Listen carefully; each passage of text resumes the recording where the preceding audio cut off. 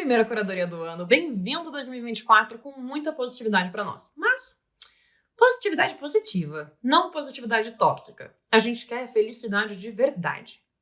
Então, falando nisso, a última curadoria deu o que falar, né? Depois eu vou dar uma comentada no último episódio. Mas vamos lá, que hoje o nosso papo são mulheres forçadas a serem saídas da sua posição de chefia. Forçadas a serem saídas porque, na verdade, elas se demitiram, com carta e linguagem polida para passar uma mensagem de que tudo foi um consenso. O mundo não funciona assim, especialmente quando você é a primeira mulher negra a ocupar a reitoria de Harvard, enfrentando ataques dos conservadores norte-americanos. Quando um branco erra, o mundo aceita suas desculpas. Quando as mulheres erram, perdem seus cargos. Mulheres negras, até descredibilizadas. Vamos dedicar nossa atenção hoje à recente demissão de Claudine Gay, que apresentou sua renúncia na terça-feira dessa semana, primeiro dia útil do ano. Seu legado na presidência de Harvard, embora cheio de marcos históricos, também foi aí envolto em polêmicas. Alegações de plágio e falta de resposta aos ataques do Hamas em Israel foram os motivos declarados para sua saída. Claudine Gay é a segunda mulher e a primeira mulher negra a presidir Harvard, mas sua gestão foi a menos duradoura desde a fundação da instituição em 1636. Muito recorde para uma pessoa só e, infelizmente, nem todos de bom tom. Nath, por favor, roda a primeira vinheta do ano.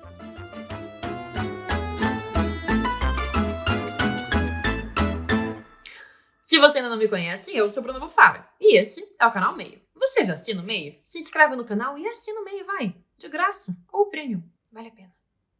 Tudo começa numa audiência no Congresso dos Estados Unidos sobre o antissemitismo em algumas Ivy League, universidades. A audiência foi no Comitê de Educação e Força de Trabalho da Câmara, liderado pelos republicanos, o partido do Trump, que é a maioria. E como isso acontece um pouco longe da nossa realidade, vale alguns lembretes, né? Conflito em Gaza, por exemplo. Os Estados Unidos são culturalmente aliados fortíssimos de Israel, que é o braço americano no Oriente Médio. Além disso, e crucialmente, é ano de eleição presidencial nos Estados Unidos. E o Trump, mesmo com 4 acusações criminais diferentes, ainda é uma potência eleitoral. Principalmente porque ele acusa tudo isso como uma enorme caça às bruxas contra ele. Ele só é uma vítima. O país da liberdade não tem lei da ficha limpa. Então, acusado ou condenado, ele pode participar das eleições. O que pode aí ser diferente em dois estados, tá? Maine e Colorado. Os dois desqualificaram o ex-presidente das eleições pelas Supremas Cortes estaduais. Obviamente, nos dois casos, o processo já escalou para a Suprema Corte dos Estados Unidos, que é, em maioria, conservadora. Vale lembrar que em 2022, essa mesma corte reverteu a decisão histórica de Roe vs. Wade, que garantia o direito ao aborto das mulheres. As eleições primárias são agora, dia 5 de março, dando à Suprema Corte um prazo para deliberar o caso. Se o tribunal optar por não intervir, Trump permanecerá como candidato. Mas enfim, trago aqui um pouco do contexto das tretas políticas norte-americanas que são um emaranhado de bagunça e cortes estaduais. Mas vamos lá, porque o ano pode ter começado agora, mas março já tá aí com as eleições primárias, onde os republicanos, Trump, Ron DeSantis e Nikki Haley surgem como os principais nomes do partido para a presidência. O discurso conservador republicano, marcado por um evidente ódio às minorias, reflete-se nas ações de alguns líderes como Ron DeSantis, governador da Flórida, que aprovou diversas leis transfóbicas. Vamos lá.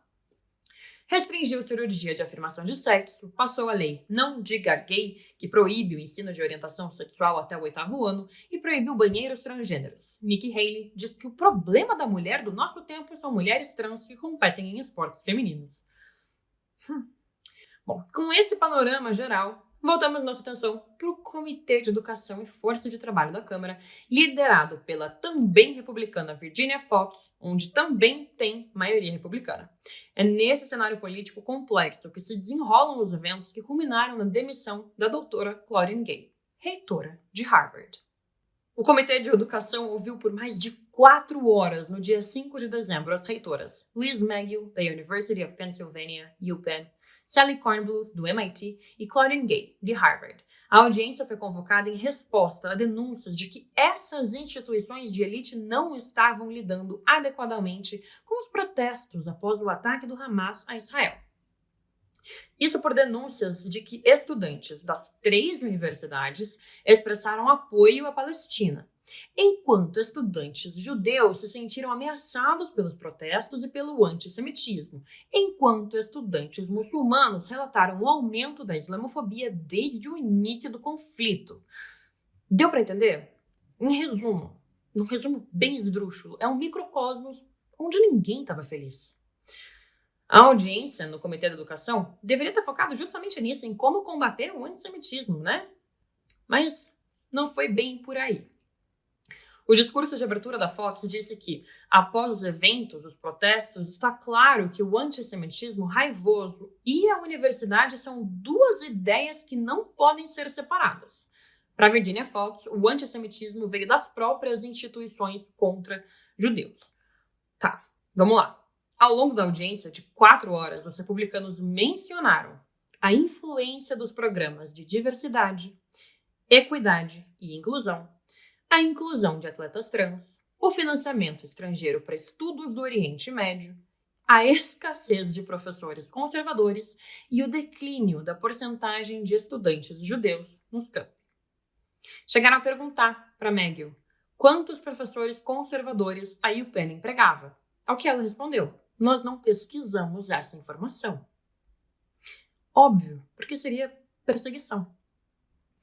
De maneira consistente, as respostas das 3 reitoras às perguntas do comitê enfatizaram que a liberdade de expressão e a liberdade acadêmica são princípios fundamentais da educação superior.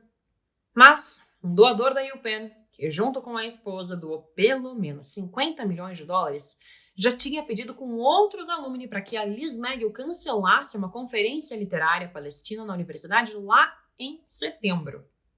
Sua solicitação foi negada pela reitora, que justificou que a universidade deve apoiar a livre troca de ideias. Na audiência, quase a mesma resposta. Ela disse na audiência, nossa abordagem não é censurar com base no conteúdo, mas nos preocuparmos com a segurança, o tempo, o local e a maneira em que isso ocorreria. O cancelamento dessa conferência teria sido inconsistente com a liberdade acadêmica e a liberdade de expressão.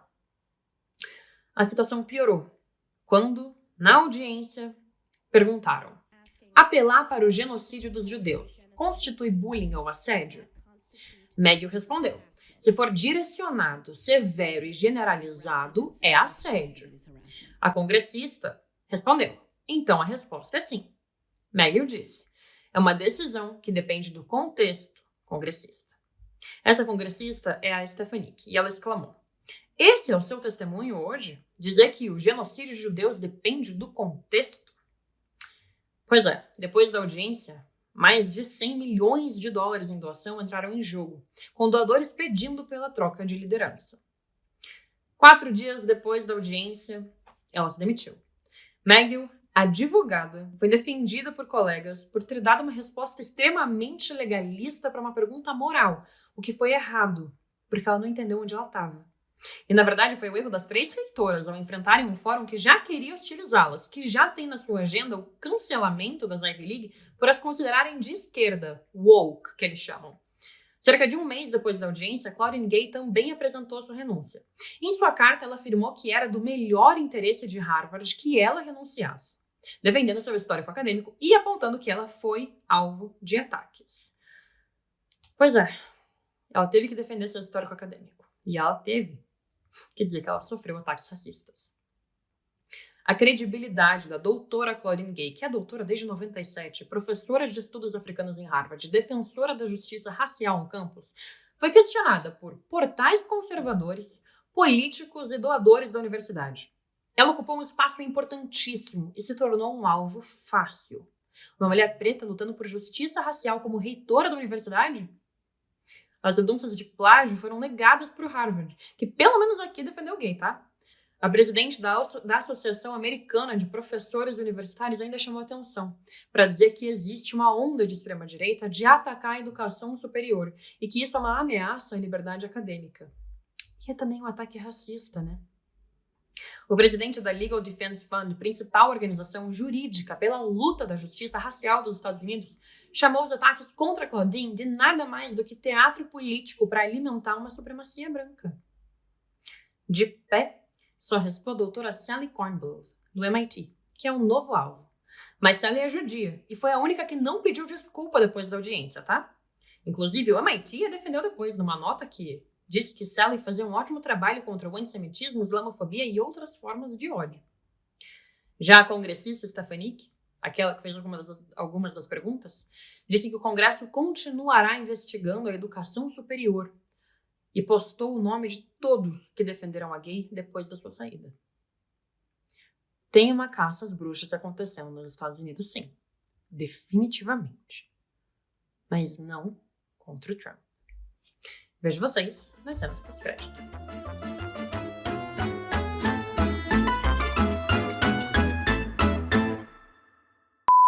Feliz ano novo pra nós! E eu devo dizer que eu fiquei feliz com a recepção do meu vídeo não tão natalino, tá? Porque assim, vamos lá.